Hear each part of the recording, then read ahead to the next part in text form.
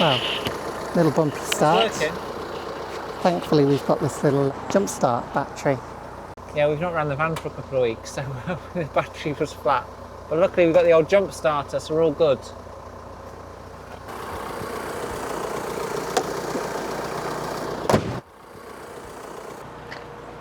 So this is all of our island mud on here, so we're going to get it cleaned first. We're going to get it cleaned and then we're going to do a little Q&A for you because we've got lots of questions.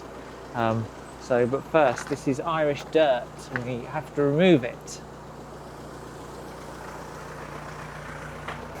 Here she is. There we go. Hi Ready? Jess, you ready? Good, right, let's get the heck out of here. Too much faffing about. Too much faffing about. It's been very wet. It's very autumnal around here and it's looking glorious. We'll show you around in a bit, but let's just get out of the car park. Nice and bright.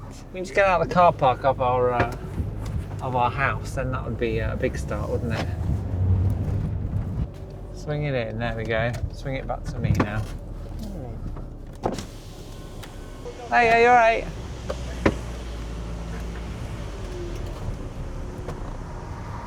So while they start doing that, we were thinking we'd do a little Q&A because we've had so many questions. We've had thousands of comments. It's been a lot, hasn't it? Yes, we've had a lot of comments. I'm not sure how many. I know we've had a lot of watch hours and we've had a lot of subscribers. We've had about 5,000 subscribers in the last month, which is unbelievable because we only started the channel a couple of months ago. So thanks everyone that subscribed. Yeah, we weren't expecting that at all. We weren't expecting such a reaction, but there's been a lot of interest. Yeah, I think when we started the channel, the idea was obviously just to share with family and friends, and and just get some knowledge from other people that are doing a similar thing to us. So we thought, ultimately it'd be like a build video, but obviously we've now unearthed this whole history as well. So it's become quite a thing of its own. So it's more than we ever thought really that we'd get out of that. That would get out of it. And with it, we learn about the family and everything, and then we learn about the history, and we're learning about Ireland, we're learning about that part of Ireland. I don't think we'll be able to hear anything over there. Can you hear me over the blasters? No. All right.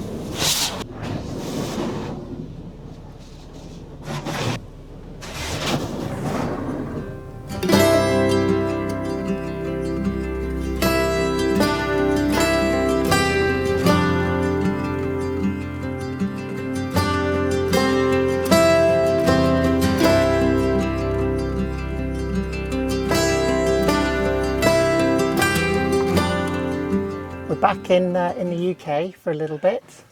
We'll be back and forth for a while, I think, won't we?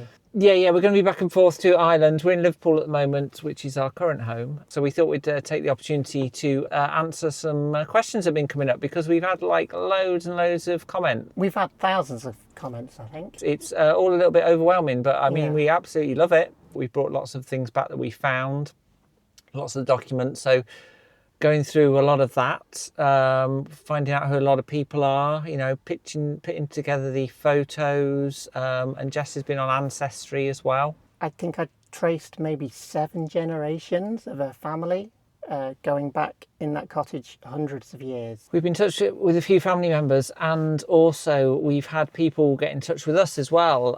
One very bizarre contact was to a next door neighbour of ours in Liverpool. Had a friend that had a connection and actually had photos inside our cottage, and we had photos of them that we'd found in the cottage. Yeah. Liverpool has such a strong connection to Ireland. Yeah, and I found so many little connections of Nora's family travelling, and they will have passed through Liverpool many times. Yeah. They're on passenger lists crossing over to the States. So we'll probably create another video, maybe a whole series of videos covering all of this history in time. So for people that don't know us or may have missed some of the videos or some of our early videos, so we currently live in Liverpool. And we were looking for something new, really. I think we were looking at moving away from the UK for a little while, and we'd spent some time in Ireland and absolutely loved it. And we'd followed quite a lot of people as well, like on YouTube and on socials, that had made the move, you know, and we were very much into it and interested in it and working out how we could do it. For anyone that doesn't know, the UK obviously left the European Union, so we'd lost any rights to move easily into the EU. But all UK citizens have a right to live and work in Ireland and vice versa. So it's kind of an older agreement between the UK and Ireland. And there's a lot of people in the UK, friends and family, who weren't aware of that. They were asking if we had Irish passports to go there. We don't need them. We can just move, which is great. Yeah, people were asking. They just assumed there was one of us had an Irish passport, but no, we don't. I don't have any ties to Ireland that I know of. Jess, you think you've got some some? Oh yeah, I've got some a few history. Ancestors and Irish family. And Scotland, you as well. I think so. Jess is very Celtic. It's fantastic. You can tell by my Fantastic, fair the skin. fiery woman she is. Yeah. So there's that. So we're making the move is fine, and you know, we've lived in a city for a very long time. You know, we've always wanted some land. We've always wanted like a project. We're both very creative, and we wanted to do something like that was like together. You know, I mean, obviously we do lots of things together, but this is a big thing, you know, that we can do as a couple. So I think we lived in the city for a long time. We moved out to this area by the park in South Liverpool 4 years ago. For nearly 5 years, yeah, it'll be 5 years next year, yeah. And I think that has just kind of informed us of where we want to be, how we want to live. It's in an apartment here, so we don't have our own garden, but we just want our own space, our own garden. We love gardening. Yeah. I'd really like a workshop. And then, yeah, this whole idea of Ireland came up. Yeah, having that outdoor space is amazing. We love where we live. We love Liverpool. I think Liverpool will always be our city. Where we're moving to is close to the airport, so we can get back to Liverpool quite easily, so we can see our friends and family. So I think we will be back and forth quite a bit once we built the house, of course, because that's going to probably just going to be living in the house for a long time. Well. Yeah, I'm going to get lots of visitors, I think, as well, because like I say, it's quite an easy thing, you know, quite a convenient trip. We travel around Ireland a bit. We had a look around. Early in the summer, we went over and we thought, well, if we see somewhere, then let's just consider it and maybe we'll, you know, put an offer in. We found a few places that we liked, which we've put in earlier videos, and we did put in a few offers. Some properties are already sold, some properties we didn't get. But this one was one of the last we looked at and we got it, and it was a bit of a surprise to us, but we got it. Still got a long road ahead in getting planning permission and all of the other little details we need to do before we even start doing any kind of building work. Yeah, and that's what we're going to be working on. We're going to be back and forth quite a bit. Yeah, so we're sort of very much at the planning stage. So it's not very exciting for us to share these things with you because maybe it's just not that exciting. But I think we'll definitely do another build video, like let you know where we're up to in terms of planning and what we've put in for planning, because the designs that we put out in an earlier video have changed a lot actually. And we have spoken to an architect. People have commented saying, have you spoken to anybody? And we have spoken to Gemma Wheeler, whose name has been mentioned. And she came up with a really neat sort of solution to sort of some of the issues we were having with the site. Because we wanted to keep the barn. And when you want to keep the barn, kind of makes things complicated. So we think we've engineered it in a way that is really sympathetic to the site, and it keeps it maximizes everything really. Everything that's already there is pretty much going to stay there. There is going to be a fairly large kind of new building next to the cottage, but there's no escaping that because the cottage is tiny. I mean, it's barely 10 feet, 3 meters wide. Yes. So it's not livable on its own, and we want a 2-bed place so friends and family can stay. But yeah, we'll do another video showing a bit more detail on the design, and hopefully, people will approve. The ramped up version. I think it's gonna be smashing, and we're gonna have the house, and then opposite in the courtyard that we've got at the moment, we're gonna build a workshop and a studio for me because I'm an artist. Jessie's very much a maker and a doer and a fiddler, aren't you? and she's always got projects on the go. Yeah. So Jess wants a little workshop. I mean, I will use the workshop as well. And I want a little art studio, which I'm going to have like as a bit of an open space so people can come in and we can have little events and things like that and try and join a bit of community that way as well. So that's the plan with the site, isn't it? Which is very exciting for us, you know, because it gives us everything we wanted, you know, and we're very lucky. So in time, you know, hopefully all these things will come. Already we're working on things together, aren't we? Yeah, well, we're making YouTube videos together. We're historians, we're video editors, we're architects. Jess is a bit of an engineer now. She's been looking into all the steels. Yeah. We will get a proper engineer involved. I've been looking, very much investigating trees and shrubs. Getting big into the older Japanese mini forests. Oh yeah. What's that called? I can't remember what it's called. I'll put it on the screen. Wagami. It's not called wagami. It's not called Wagyu. something. It's not called wagyu. That's massage cows. Yes, mini forests. I'm all about the mini forests. So if you'd like to talk to me about those, then I'll be delighted. Questions. So I think, are we going to drive somewhere else to do questions? Yeah, if you want to move. I think we're going to drive off now and maybe give you another view, and we'll do some of your questions.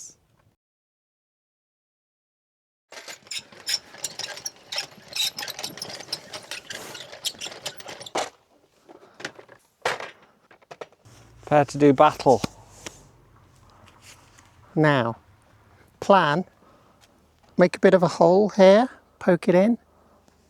Right. Put some rocks, big rocks on it. Right. And then I was thinking we could either just have this, make the end pointy, jab it in the ground. Into the corner. Cut a V into it and just sort of wedge it in. Yeah, like it. And then that's not going to go anywhere, is it?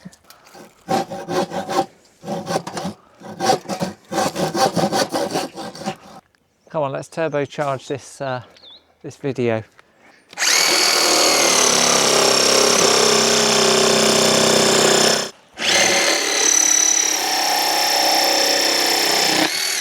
I'm going to cover the end of the long pole so it doesn't weather, because we're not going to bother staining these, are we? These are quite temporary, so as long as they can survive a few months over the winter, I think we'll be happy with that. It's all going to come down. So I think if we chock it up on stone, should be okay. Jessie's going to cut a groove into this post here, and we're just going to wedge it into that corner.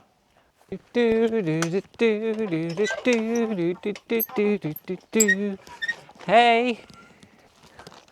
Got some scraps from out of the parlour. I've just got a bit of old plastic. I'm just going to cover the end, wrap it up, put a few staples in it, and that should protect it. Like I say, we haven't got any wood stain, but this should do the job. Shall I just have a cup of tea while you do that? I'll just watch you. Yeah, that's fine. Go on! Oh, bloody hell. That'll do. What sawdust in my tea? These gold label tea bags are nice. And good, are they? I decided to treat myself to the good stuff. I was drinking Barry's before, which is like the Irish brew, and it's not a good cup.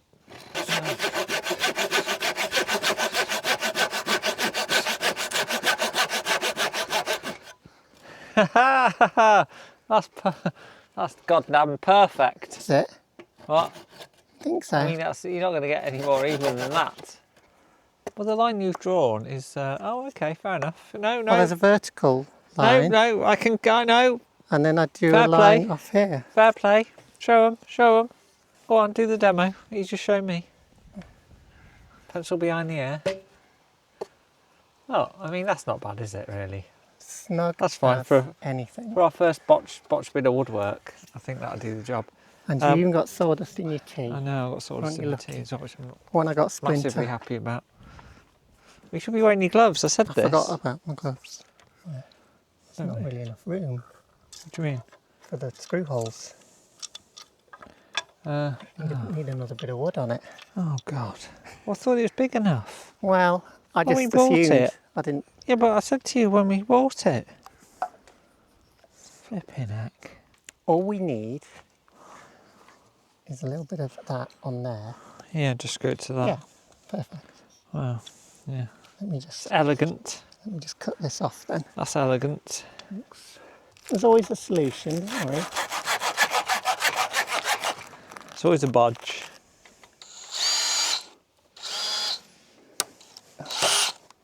Oh, fucking drill bit's just snapped. What the What what? the hell?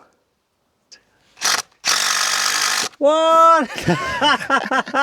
Too strong. Oh no! Oh god! What has that bit of wood ever done to you? Right, I am just It gonna. was just reclining in the lumberyard, and then you came along and just fucked it up. Where are you going now? Come back. I'm gonna get Come back and apologise. these other little screws. I'm scared of the big screws. I'm terrified. You're going to attach that anyway, are you? Yeah. Yeah, lovely. What could go wrong? Yeah, I mean that's quite a thin. Thin. What's name? What do you call it? Piece of wood. Lovely job. Lovely job. Perfect. Lovely job. There you go. Not a thing wrong with that. Have a look. Excellent. Just don't look at the other side there. Now now you Shall I got to take do that big screw out. You got to I'll take the screw out because that's upsetting me. Blend it in. It's got a drill bit sticking out of it as well. It's screw. I'm in charge of groundworks. Okay. Just gonna put Chopping my this gloves loose on. now.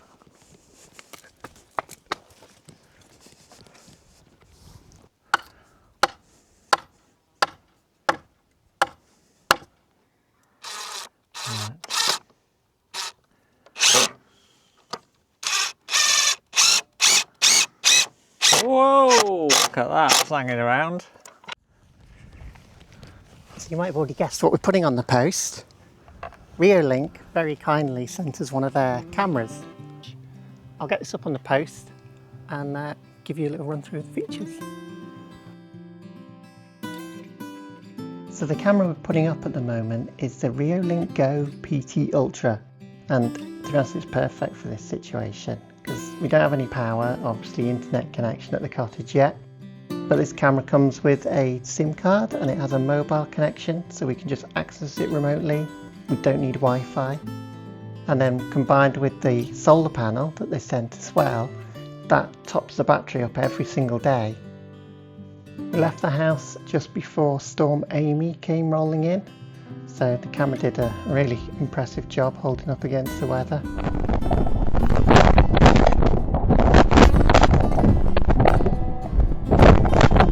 Because it's got automatic motion detection, it'll send an alert to my phone anytime there's some movement around the cottage, and then it records a little clip and saves it so I can go back and check later on.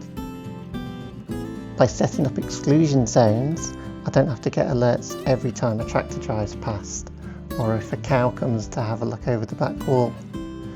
Just go into the camera settings and I can draw over the areas that I don't want to trigger the motion detection, and that's it, done. If you're thinking about getting one, now's the time. Reolink are just about to launch their biggest discounts of the year for Black Friday. There's some amazing discounts across the whole range. I'll put the link in the description below for the Black Friday sale, and if you missed out on that by the time you see this video, don't worry, you can still get 5% discount on the official Reolink website. Just enter Minty and Mortar 5 at the checkout. So thanks again to Reolink for the support, and I'll send you back over to future us in Liverpool. So we've got thousands of questions to go through, but there's a couple of things we need to deal with first. The jug. Yes, the jug. Lots of people have been commenting on that jug. There's a jug on a dresser, and I took all the jugs off the dresser, but one jug would not come off. And you twist it, you turn it, you go every which way with it, but it will not come off that dresser. I think there's like a little strip that's loose, and I think that maybe comes out, and that's how you can slide it off. But when we go back, we'll have another look. We'll show you. It doesn't. You can't twist it because it's it's too tightly in. I think there must be a way of manipulating it, but it'd be very much furniture based as opposed to jug based. And then the other one was the cupboard. There was a lot of comments about you not being able to close the cupboard and how that latch works. Everyone thinks I'm a bit of an idiot, but I'm really not. The latch, the doors don't shut. The doors don't shut on the furniture because they're warped, which means the latch will not lock the doors in. So that is, So I just want to tick those off immediately and say thanks for all of the comments. It's been fabulous. To be honest, it's the thing that got the whole channel moving. So the jug has been an absolute lifesaver for us. Something else people were questioning was the use of the term hag for the hag bed. What do you think about that, Jess? Yeah, well, I put it in the thumbnail, so I think a lot of people just reacted to that. Hag is an offensive, well, a kind of derogatory term, isn't it, for an old lady? Yeah.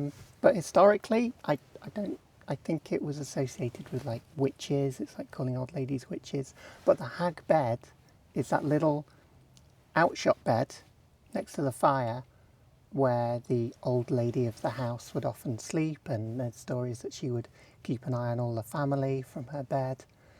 And I think that would have been when Nora was born, her mother-in-law was living with her, who was her namesake. She was also a Nora. So Nora would have been in that hag bed. Honoria. Is it Honoria? Honoria. Honoria, yes, her that's the name. full Yeah, name. Honoria. So she probably would have been living in there because there was about 7 people living in that house, wasn't there, in about 1910, 11 census. The term hag is like a colloquial term for that they use in that part of Ireland, in our part of Ireland. Somebody said in one of the comments that it was kind of a mistranslation into English, and I couldn't find any evidence of it being a mistranslation, but the Irish word, which is, I'll put it up on screen, but I think that is a word that is used for both veiled, as in like the curtains that were around the bed, and for an old lady. And I think the origin of that is that it be used for women wearing a veil, or like nuns covering their heads as well. Yeah, there's a conflation of different sort of meanings that have brought it together to be a hag, but it's only like we say, it's only for that very specific kind of bed, which is like a full bed raised up in that area, isn't it? Because there's other types of beds you can get.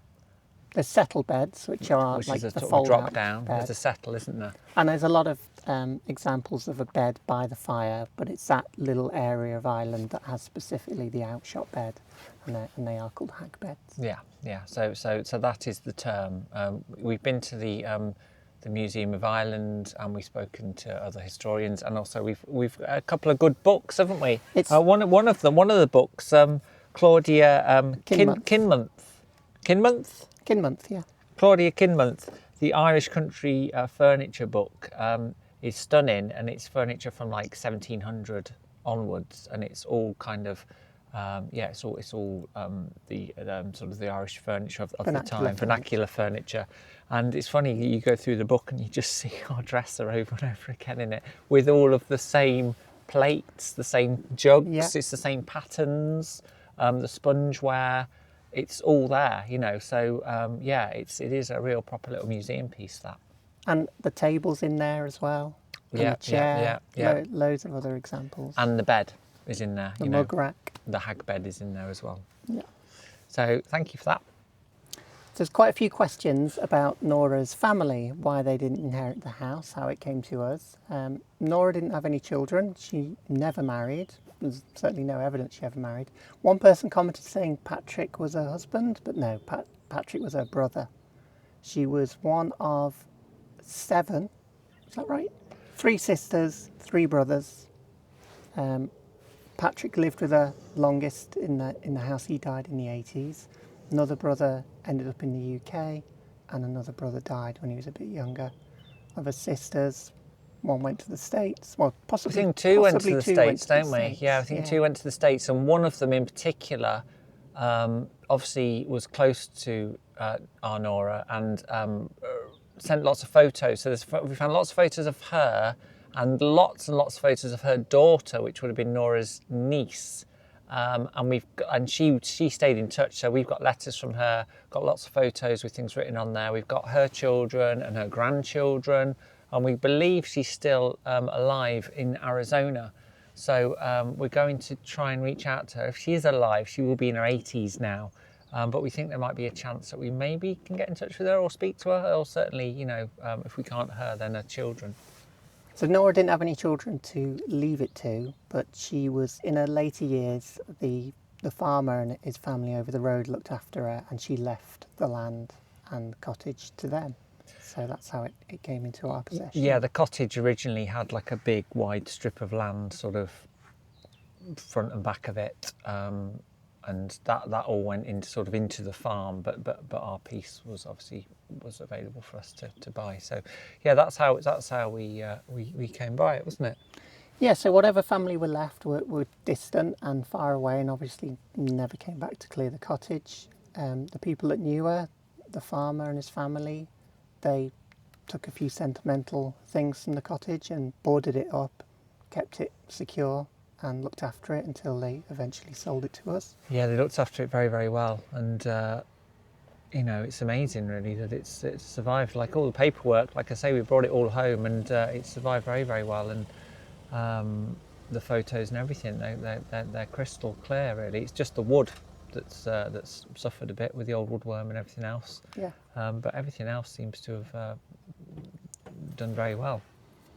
So we've had lots of people also asking what happened to the letter that was on the bed. We found a letter that was on Nora's bed, and we weren't sure what it was, and we weren't sure whether to open it, and we weren't sure what the significance of it would be. But we did open it, didn't we? We asked you, and you said open it. So we did open it on towards after a couple of weeks in, and what did it say, Jess? Well, to be honest, looking at it, it had a printed address on it anyway. It wasn't handwritten, so it looked like it was something that she was returning. Having gone through the bedroom and found all of the little slips of where she'd made donations to different churches and different missions, we kind of assumed it was going to be something like that. Yeah, we assumed it'd be something like that, and we did open it, and it was for a church in County Wicklow, which is on the other side of the country, and it was for names to be read at Mass. And at the time we didn't think much of it. We thought, well, this is just kind of like a lot of the other stuff we found. But I've been through it since, and having learned a bit more about the family and the names and the people, it seems to be all of the names of family members that have passed. So her parents are on there, her siblings are on there, and even later on her niece is on there as well, who passed in the 90s. So yeah, so that's what it was. So she was adding names as she went along, and giving money to the church, and for the names to be remembered at Mass. That's what it was. So we don't know whether she would she have left that there because she wanted those names to be remembered, or was it just random that was on there.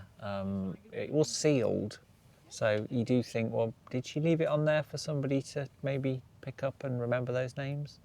We don't know, but I mean, we've remembered the names, and so they're going to live on a bit in us, I think, now. So we also had lots of comments helping us out, identifying all of the things we found.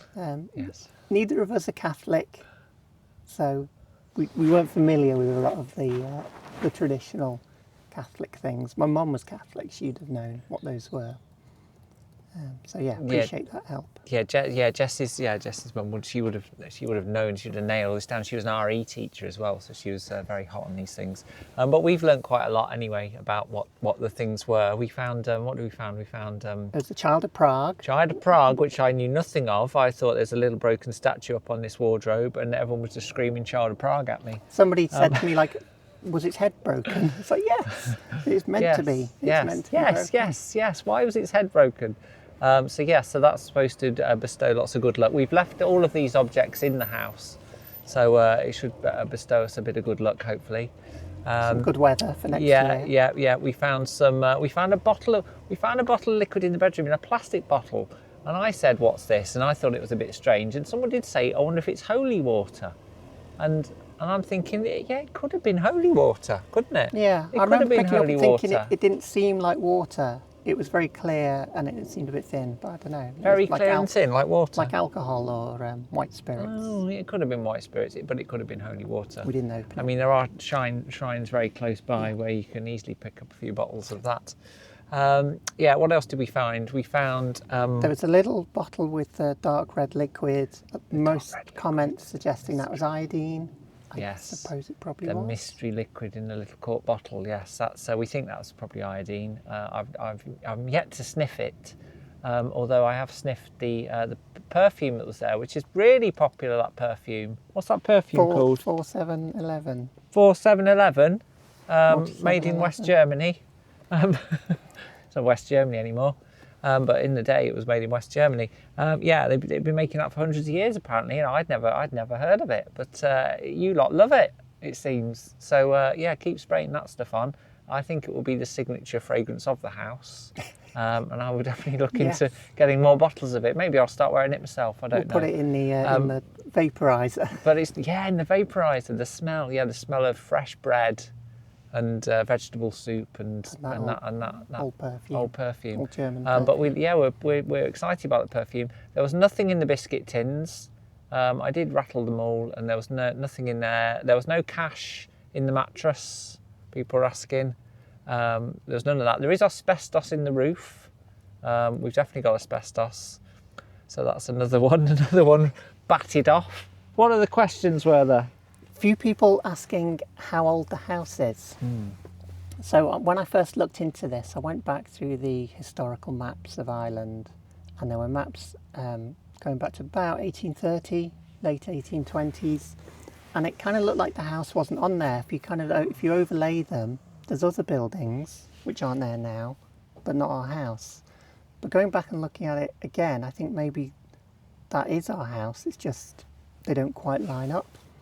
And I kind of matched it up to some other bits and ruins of buildings nearby that we'd seen. So I think it's on the oldest maps.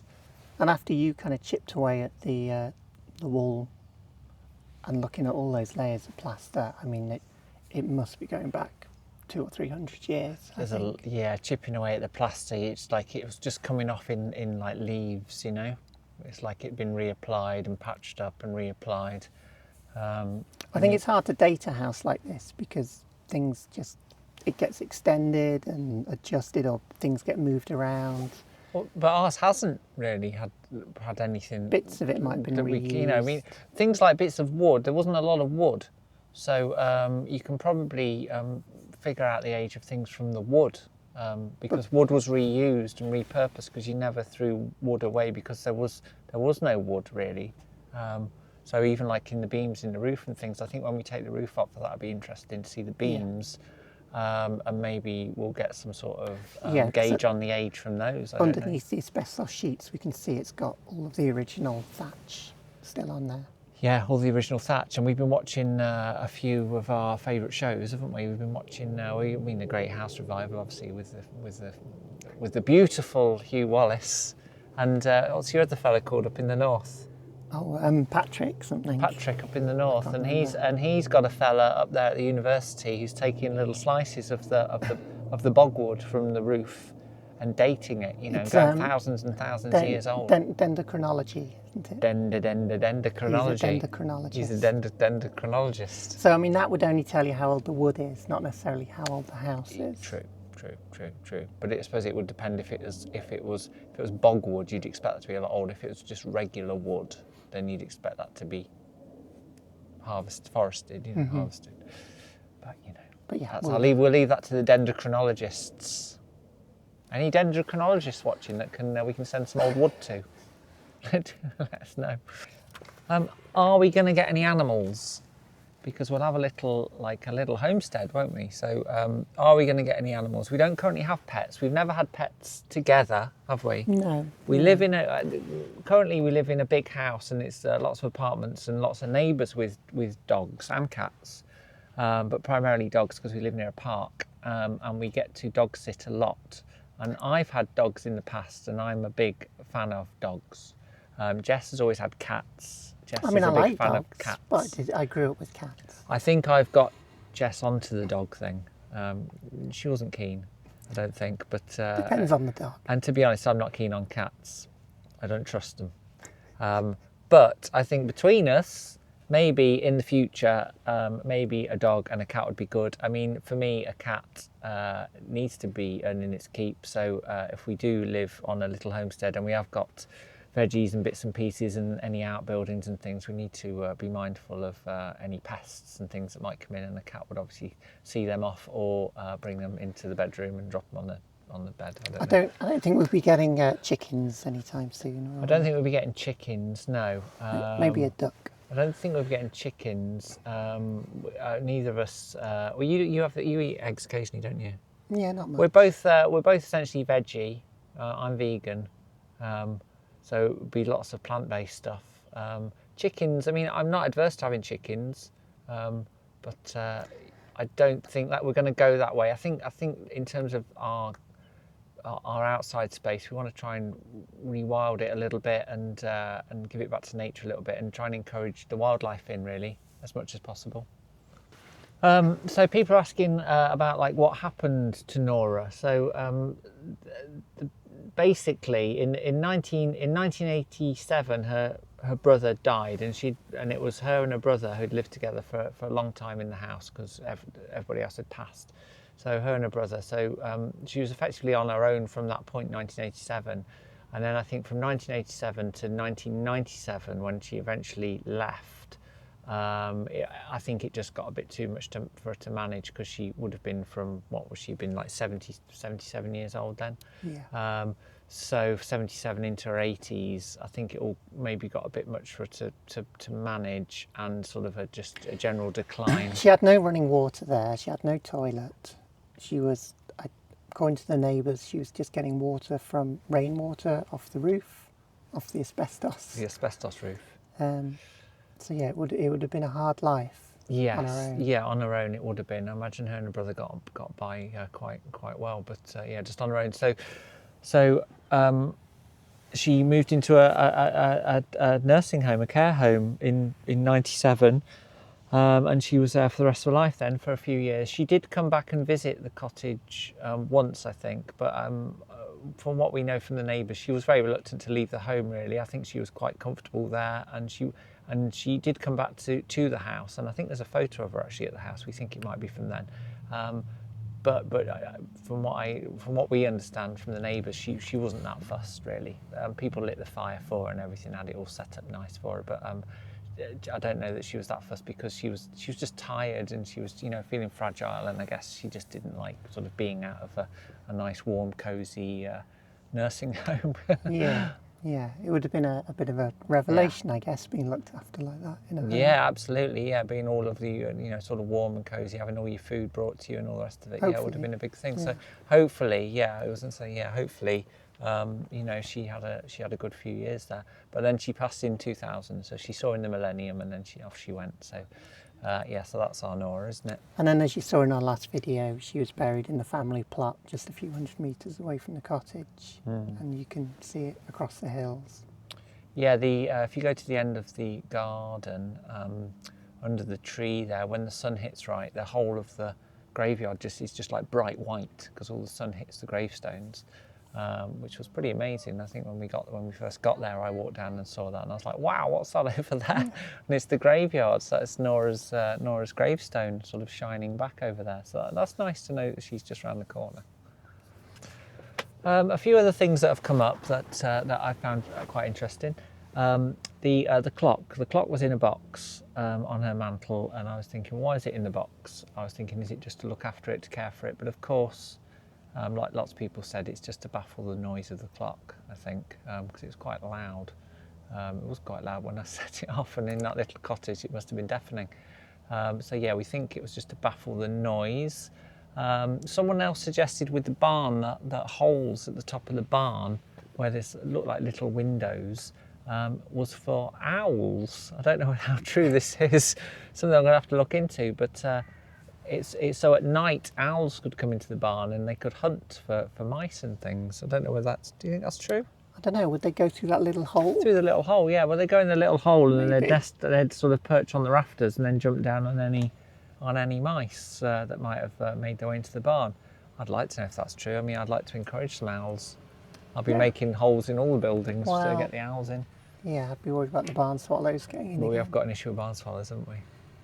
Yes, we're very grateful to you all for your lovely comments and your follows and everything else. It's been fabulous, hasn't it? And I don't know what we're going to do next. Are we going to do a little update with the design next time? I think so, yeah. We'll have moved that on a bit more and we Yeah. can take you through the design. Yes, I think another week or so we'll be there with the design. It's so much to fiddle about with, and I mean Jess is very, very good at doing all the digital designs and everything. It's incredible, but it's all those just little tweaks. So you move a little window here, and then you know what's it look like on the outside, and you know you got just little spaces and gaps and joins, you know, intersections, isn't it? When you've got essentially what we've got 3 sort of main areas, haven't we, to trying to join those things together. So it's a lot of messing about, isn't it? Yeah, it's a lot quite of play and it's a messing big about. thing to take on. You want to get Yeah. it right. Yeah, but we are talking to people that know what they're on about, so don't worry about us flailing around, because we've got some understanding and knowledge of what it is we're doing, and we do have people that do know that we can call on as well. So yeah, it's just finding that balance. I hope you've enjoyed this video. It's a bit different for us, obviously, because we're not running around sweating and huffing and puffing And hammering things. things and sweeping. With that brush, you get yourself a proper brush. You're sweeping with that big brush. We're gonna get a leaf blower. Get yourself a proper brush, everyone was saying. I'm going to invest in a brush. So yeah, so thanks ever so much. Keep subscribing, keep liking, love your comments. We'll do another one of these at some point, and it may be a little bit more focused and a little bit more organised, but we really appreciate it. And we'll see you soon. We're going to go for a little walk down the River Mersey now, which is a fantastic river if you've not been to the River Mersey. We're going to go for a little walk down the River Mersey. We're going to take you with us, and you can just enjoy the views. So thanks very much, and we'll see you again soon. Thanks a lot. Bye.